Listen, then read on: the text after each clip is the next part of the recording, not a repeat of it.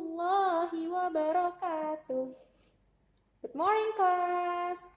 How are you today? Yes, I'm good. Oke, hari ini kita akan belajar pembelajaran ketiga, masih di tema 1. Siap-siap ya, ready dengan buku dan alat tulisnya, sama seperti Miss Mela yang sudah siap juga hari ini. Oke, let's go.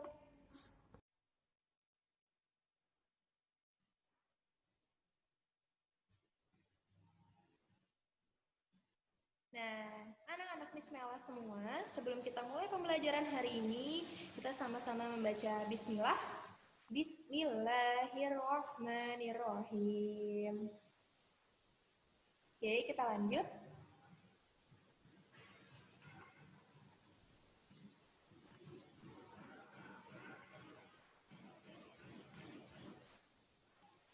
Kalau kemarin kita sudah belajar mengenai nilai-nilai Pancasila, yang kemudian bagaimana ya cara kita menjaga dan mensyukuri tumbuh-tumbuhan yang sudah diciptakan Allah Subhanahu wa Ta'ala. Hari ini kita akan belajar mengenai cara perkembangbiakan tumbuhan secara vegetatif dan kita akan membahas mengenai ide pokok. Siap ya? Siapkan buku dan alat tulis kamu. Goals pembelajaran kita hari ini adalah mengidentifikasi cara perkembangbiakan tumbuhan secara vegetatif dan menemukan ide pokok serta mengembangkannya dengan menggunakan bahasa sendiri. Bagaimana cara tumbuhan berkembang biak? Tumbuhan sangat bermanfaat bagi kita, baik sebagai bahan makanan, obat-obatan, maupun penyedia oksigen, dan sangat diperlukan oleh makhluk hidup. Oleh karena itu, manfaatnya, tumbuhan harus dibudidayakan agar selalu tersedia. Sebagai contoh, padi dan jagung sebagai bahan makanan. Kemudian, bunga-bunga sebagai memperindah lingkungan kita. Kemudian, hamparan kebun teh bisa bermanfaat daunnya sebagai pembuat teh, kemudian kita melihat pun mata kita menjadi terhampar warna hijau yang indah, menjadi nampak sejuk rasanya. Nah, jadi bagaimana ya sebenarnya cara tumbuhan ini berkembang biak? Karena setiap tumbuhan ini ternyata berbeda-beda loh, kita harus tahu.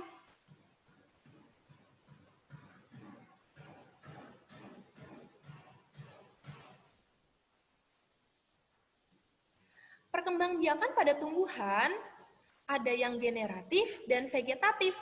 Coba Miss Mela mau tanya, kemarin kita sudah belajar mengenai perkembangbiakan secara generatif. Coba, masih ingat tidak? Apa sih perkembangbiakan tumbuhan secara generatif? Ya, perkembangbiakan tumbuhan secara generatif artinya perkembangbiakan tumbuhan melalui proses penyerbukan atau dengan cara kawin, yaitu antara serbuk sari yang jatuh di kepala putik, sehingga terjadi penyerbukan dan tumbuhlah menjadi tumbuhan yang baru. Nah, hari ini kita akan mempelajari perkembangbiakan vegetatif pada tumbuhan, yaitu ada 2 cara, yang alami dengan yang buatan. Bagaimana ya yang alami? Coba-coba, sekarang kamu pernah lihat pasti pohon pisang. Coba, pohon pisang ini kira-kira perkembangbiakan tumbuhannya secara alami atau buatan ya? Boleh dicek di buku. Oke, kemudian cocor bebek. Pernah lihat cocor bebek tidak? Nah, bisa nih di browsing. Cocor bebek itu salah satu tumbuhan yang perkembangbiakannya secara vegetatif. Tapi yang jadi pertanyaan, dia alami atau buatan ya? Dan seperti apa perkembangbiakannya? Yuk kita pelajari hari ini. Nah, perkembangbiakan tumbuhan secara vegetatif alami yaitu terjadi dengan sendirinya tanpa bantuan manusia. Contohnya tunas adventif, umbi akar, umbi batang, geragih, dan rizoma, serta spora. Terus tunas adventif itu seperti apa? Kita akan pelajari hari ini. Sedangkan yang buatan yaitu perkembangbiakan vegetatif secara buatan dan dilakukan dengan bantuan manusia. Contohnya stek, cangkok, sambung, okulasi atau tempel, dan merunduk. Kita bahas satu persatu ya, supaya kita lebih paham.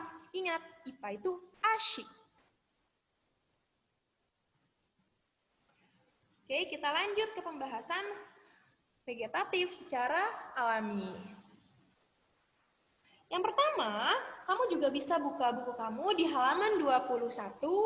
Kita akan menelaah bersama-sama mengenai perkembangbiakan tumbuhan melalui tunas.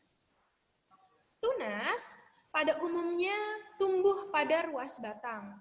Ada yang di ketiak daun, ada yang di ujung akar, dan tunas sendiri muncul di sekitar tumbuhan induk dan membentuk rumpun. Coba kamu pernah lihat pohon pisang. Ketika dia tumbuh, pasti ada di satu tempat itu terdiri dari banyak pohon pisang. Kenapa? Karena dia tumbuh secara tunas dan tumbuh dengan sendirinya. Ya, sifat individunya sama dengan sifat anaknya nanti karena dia berasal dari satu individu yang sama. Contohnya apa saja ya, Bu? Nah, itu seperti pohon tebu, ya, tumbuhan tebu. Kemudian ada pohon pisang. Bisa dilihat di pohon pisang sini. Pada gambar kalian lihat dia hidup serumpun. Kalau dari satu pisang ada yang tumbuh, berarti dia akan membentuk tunas-tunas baru di sekitarnya. Dan tahukah kamu, pisang ini hanya satu kali loh berbuah. Kemudian dia akan mati dan hidup menggunakan tunas barunya. Jadi memang pohon pisang ini hanya satu kali berbuah. Luar biasa ya pisang ini ya. Tunas adventif. Tunas adventif biasanya muncul di bagian tumbuhan lainnya. Kamu lihat, di sini ada daun. Kemudian di sini ada tumbuhan, ada daun-daun barunya lagi. Inilah yang dinamakan tunas adventif. Tunasnya yang berasal dari daun yang sama. Jadi bahasa adventif ini adalah bahasa ketika si daun ini atau individu barunya ini muncul dari bagian-bagian daun yang tumbuh. Nah, contoh tumbuhan yang hidup atau berkembang biak dengan tunas adventif pada daun adalah cocor bebek. Coba dilihat, kan? Sangat unik ternyata tumbuhan cocor bebek ini.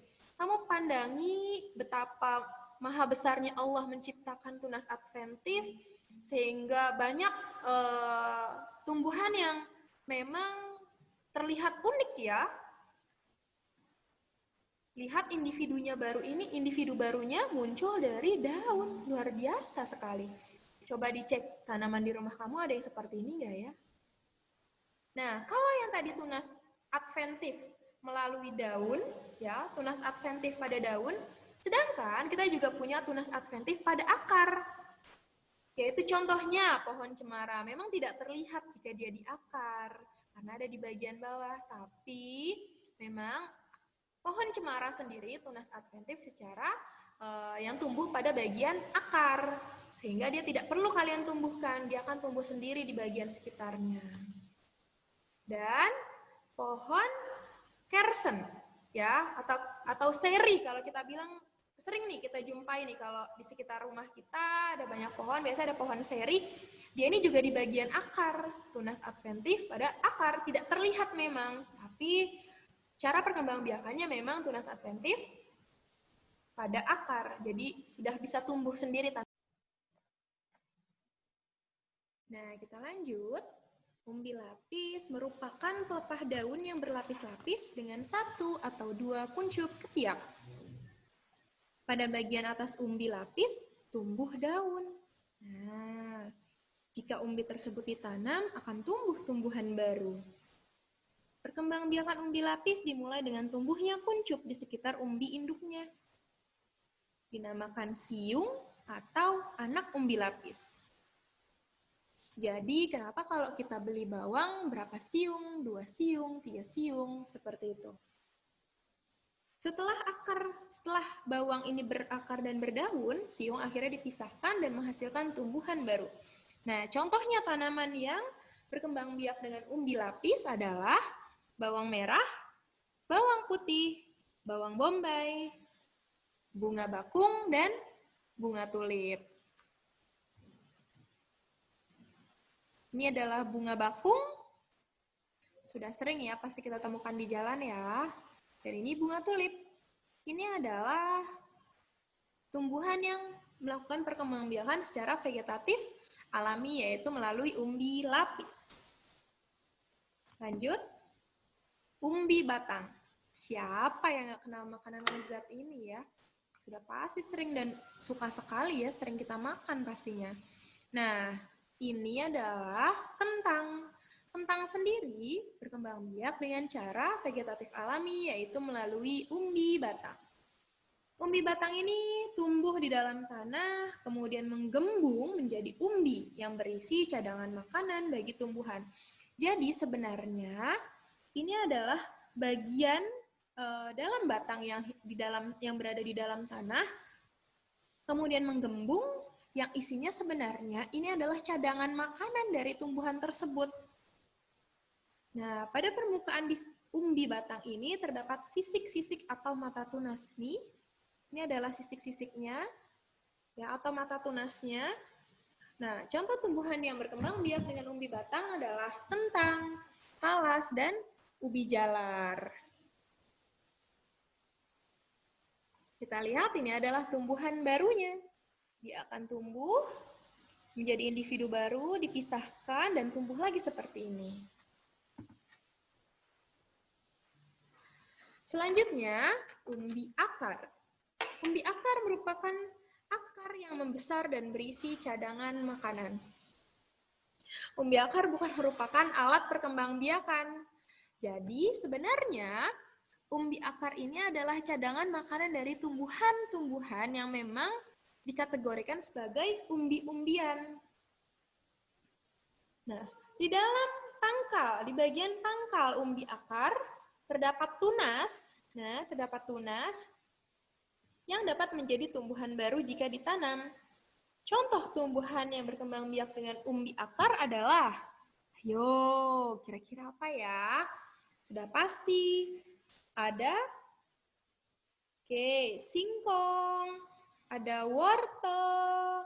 Jadi wortel sebenarnya yang kita makan itu adalah bagian cadangan makanan dari si pohon tersebut yang bagian akarnya membesar. Jadi itu adalah modifikasi dalam bentuk tanaman. Ada bengkoang, lobak, ubi jalar, talas, ya. Ini adalah bagian akar yang kemudian menggembung berisi cadangan makanan yang kemudian kita konsumsi. Betapa maha hebatnya Allah Subhanahu wa Ta'ala yang menciptakan akar ini menjadi suatu makanan buat kita. Insya Allah. Kemudian selanjutnya adalah akar tinggal atau rizoma. Rizom atau rizoma adalah batang yang tumbuh mendatar di permukaan tanah. Nah, kita lihat, udah nggak asing kan? Pasti dengan rizom ini udah pasti ketebak. Pasti sudah tahu contoh-contohnya apa saja kalau sudah melihat bentuknya seperti ini. Jadi bentuk rizom ini menyerupai akar, tetapi memiliki ciri-ciri seperti batang. Ada buku-bukunya dan memiliki tunas di ujung-ujungnya. Dan tunas ini ya yang akan membentuk menjadi satu individu baru. Dan tumbuhan yang berkembang biak dengan cara akar tinggal adalah jahe, lengkuas, temulawak, dan kunyit. Paham ya? Lanjut, geragih atau istilahnya adalah stolon. Stolon atau geragih ini adalah batang yang tumbuh merambat secara mendatar di permukaan tanah. Pada bagian batang tersebut terdapat mata tunas di setiap ruas. Nah, kita lihat, jadi memang geragih ini adalah seperti tumbuhan yang merambat. Nah, contohnya apa, Miss? Oke, sudah pasti ada strawberry, rumput teki, kita lihat di sini. Dia tumbuh bagian batangnya merambat. Ini bagian batang sebenarnya ya. Mendatar di bagian permukaan tanah. Rumput teki, strawberry. Sejenis dengan strawberry adalah arbe, blueberry. Seperti itu. Lanjut adalah spora. Wow, spora adalah terdapat pada tumbuhan paku dan jamur. Ukuran spora sangat kecil, tapi bukan berarti kamu tidak bisa lihat. Spora bisa kita lihat dan bisa kita jumpai di tumbuhan paku. Tumbuhan paku ini terletak di daerah dataran tinggi seperti pegunungan, di daerah perbukitan, atau ketika kita kemarin ke Curug Nangka, kamu pasti lihat ada tumbuh-tumbuhan paku atau pakis yang di balik daunnya kita akan menemukan spora. Tumbuhan yang berkembang biak dengan cara vegetatif alami, yaitu dengan spora, contohnya adalah tumbuhan suplir, tumbuhan pakis, tumbuhan paku tiang, paku tanduk rusa, paku sarang burung, dan tumbuhan-tumbuhan lain yang memang ada di daerah dataran tinggi. Sampai sini sudah paham ya, Nak? Oke, kita lanjut. Kalau tadi kita membahas mengenai vegetatif alami, kali ini kita membahas mengenai vegetatif buatan. Apa ya bedanya antara vegetatif alami dan buatan? Nah, kalau alami tadi itu adalah tumbuh dengan sendirinya, kalau buatan dibantu dengan manusia. Contohnya adalah stek, cangkok, sambung, dan okulasi. Kamu bisa baca buku paket di halaman 22 dan 23. Stek sendiri berarti menanam beberapa bagian tumbuhan yang ditanam, seperti batang, tangkai, atau daun. Nah, contoh tumbuhan yang bisa dilakukan stek adalah pohon mawar. Kamu bisa memotong salah satu bagian batangnya, kemudian secara melintang ya, kemudian kamu tanam di dalam tanah. Nah, apabila tanahnya mendukung untuk melakukan proses perkembangbiakan, ia akan tumbuh menjadi bunga mawar yang cantik. Oke, kita lihat contohnya dari stek. Oke, stek juga bisa dilakukan untuk tumbuhan singkong, mawar, dan tebu. Untuk cangkok sendiri, dilakukan untuk mendapatkan individu baru yang memiliki sifat sama persis dengan induknya.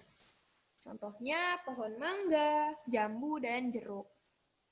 Jadi, kamu bisa lihat di gambar, kamu cari pohon terbaik yang akan kamu cangkok, ambil di bagian rantingnya, ranting terbaik dari bagian pohon tersebut, kemudian kamu sayat bagian kulitnya sampai terlihat bagian kambium dalamnya. Nah, setelah dia tersayat, kemudian terlihat bagian lapisan dalam atau lapisan kambiumnya, kemudian kamu tutupi dengan tanah. Dilapisi dengan plastik dan diikat dengan tali rapia. Kamu bisa tunggu selama 30 hari sampai akarnya keluar, lalu kamu bisa potong di bagian sini, bagian ketiak pohonnya ya. Kamu tanamkan di tanah dan menjadi individu baru. Ya, siap-siap, siapa yang mau mencoba? Silahkan kita coba di rumah. Kalau kamu punya pohon yang bisa kamu buat cangkok, boleh kamu bekerja sama dengan mama atau dengan ayah, bisa melakukan cangkok terhadap tumbuhan yang ada di sekitar rumah. Sambung, kemudian sambung adalah menggabungkan batang bawah dan batang atas dari dua tumbuhan yang sejenis. Jadi sebenarnya sambung ini akan memiliki dua sifat individu yang berbeda. Jadi bisa jadi pohonnya memiliki sifat dari induk A dan bisa jadi memiliki sifat dari induk B. Nah, untuk jenis pohon yang dilakukan sambung ini sebisa mungkin adalah pohon-pohon terbaik. Misalkan kamu punya pohon yang buahnya banyak, tapi pohonnya tinggi. Nah, kamu cari pohon yang lain yang buahnya juga banyak tapi pohonnya agak rendah. Kamu sambungkan dan sifat antara dua pohon tadi akan bersatu. Akan terjadi kemungkinan ketika menjadi individu baru akan tumbuh menjadi pohon yang berbuah banyak dan pohonnya tidak terlalu tinggi, seperti itu.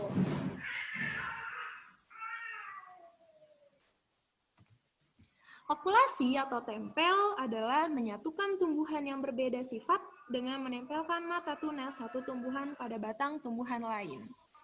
Nah, kamu lihat di sini ada mata tunasnya, kemudian disayat batangnya hingga ditemukan bagian kambiumnya atau bagian dalam. Kemudian mata tunas dari pohon yang lain kamu tempelkan, ya, bisa diikat dengan tali rafia sampai tunasnya tumbuh.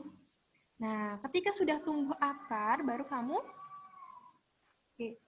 kita jadikan ini adalah sebuah individu baru.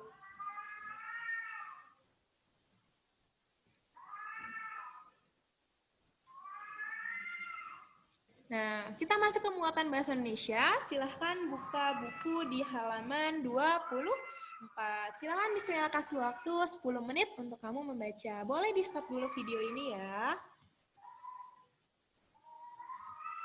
Oke. Bab ide pokok ini sebenarnya sudah pernah kita bahas di pertemuan pertama. Bu Mel akan ulangi lagi, yaitu membaca isi paragraf dengan seksama, menemukan kalimat utama, dan kalimat penjelas. Kalimat utama ini bisa di awal dan di akhir kalimat. Kemudian menentukan informasi yang ada pada kalimat utama.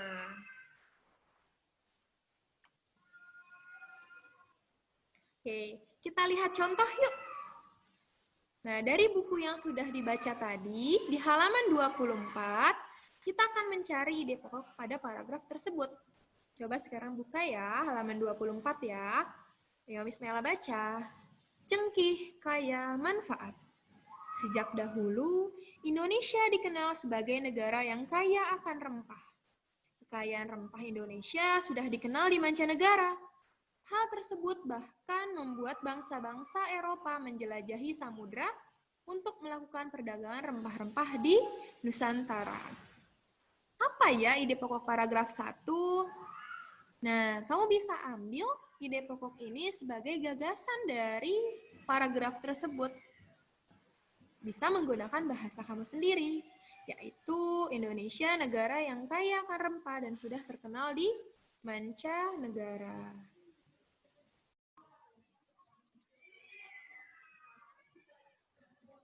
Nah, selanjutnya silahkan kamu tuliskan ide pokok pada teks yang terdapat di buku paketmu di halaman 24. Tulis judul teksnya di tengah-tengah, kemudian kamu buat dalam bentuk diagram ide pokok. Ide pokok paragraf 1 berarti yang sudah Bu Mela jelaskan. Ini adalah ide pokok paragraf 1. Kemudian ide pokok paragraf 2, ide pokok paragraf 3, dan ide pokok paragraf 4. Silahkan dikerjakan di buku tulis masing-masing. Jangan lupa nanti difoto dan dikirim ke Miss Mela. Kita sampai pada pembahasan akhir di hari ini. Kita akan mendapatkan ruh dari pembelajaran hari ini, yaitu dalam surat Al-An'am ayat 99. Dan dialah yang menurunkan air hujan dan langit. Lalu kami tumbuhkan dengan air itu segala macam tumbuh-tumbuhan. Maka kami keluarkan dari tumbuh-tumbuhan itu tanaman yang menghijau. Kami keluarkan dari tanaman yang menghijau itu butir yang banyak. Dan dari mayang korma mengurai tangkai-tangkai yang menjulai. Dan kebun-kebun anggur. Dan kami keluarkan pula zaitun dan delima yang serupa dan yang tidak serupa. Perhatikanlah buahnya di waktu pohonnya berbuah. Dan perhatikan pula lah kematangannya. Sesungguhnya pada yang demikian itu ada tanda-tanda kekuasaan Allah bagi orang-orang yang beriman. Artinya apa, Nak? Allah sudah menurunkan sebagian rahmat melalui air hujan.